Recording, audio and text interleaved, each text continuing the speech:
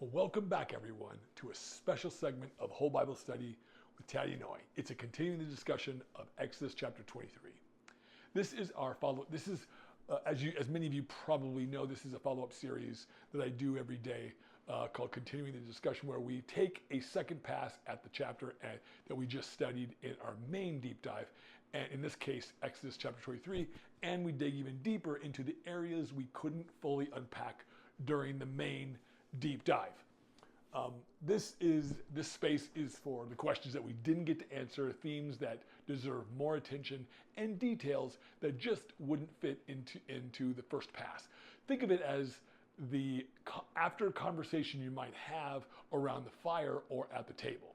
So grab your Bible or maybe even a notepad and let's go even further into Exodus 23. So let's talk first about a detail we brushed past, but that has some serious weight. That quote, "Thou shalt not follow a multitude to do evil," unquote. Exodus 23:2. This is not just about peer pressure. This is about moral courage. In the context of ancient tribal culture in ancient Israel, decisions were often made communally, with great weight given to elders or collective voice. But here, God, God cuts through the crowd and speaks to the individual's conscience. Scholars point out that this verse laid the groundwork for individual moral responsibility. Centuries before the idea showed up in modern philosophy. This verse tells us truth is not always where the crowd is.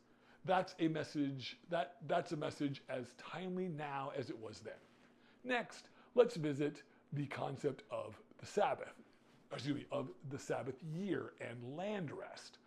In verse 11, the land is to lie fallow every seventh year so that the poor and the wild animals may eat.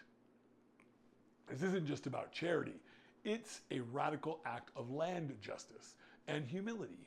The Israelites were being told, quote, "You do not own the land, God does."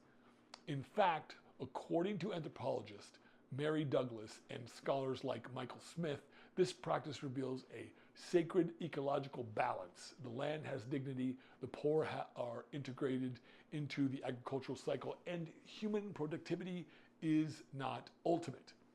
This becomes even more powerful when you consider that other nations in the region, like Egypt or Syria, operated under land monopolies owned by kings or temples. Israel's system broke that model and envisioned a society where land had limits, labor had dignity, and greed had boundaries. Another topic we didn't have time for, behold, quote, "Behold, I send an angel before thee." Exodus 23:20. Who is this angel? Why is he so important? This figure is called by many scholars a messenger of Yahweh, but he's more than just a messenger. God says, "My name is in him." That's huge. In the ancient Near East, to bear someone's name was to carry their essence, authority, and legal power. This angel is not just a guide. He is a divine extension of Yahweh himself. Some theologians even consider this a theophany, a pre-incarnate appearance of Christ in the Christian theology. But with the Hebrew worldview, this angel is also a way to express God's transcendence and immanence. God is high above, but also goes before his people in visible guiding form. But look what follows. God promises conquest, but not all at once. Instead, he says, quote, "By little and little I will drive them out," verse 30. This is a spiritual principle as much as a historical one. Transformation, whether a land or a soul, is rarely instant. God works in stages because preparation takes time. The last piece that deserves more attention is verse 19. That, quote, "Thou shalt not seethe a kid in his mother's milk." It sounds odd to us, but this law was likely aimed at cutting ties with Canaanite fertility rituals.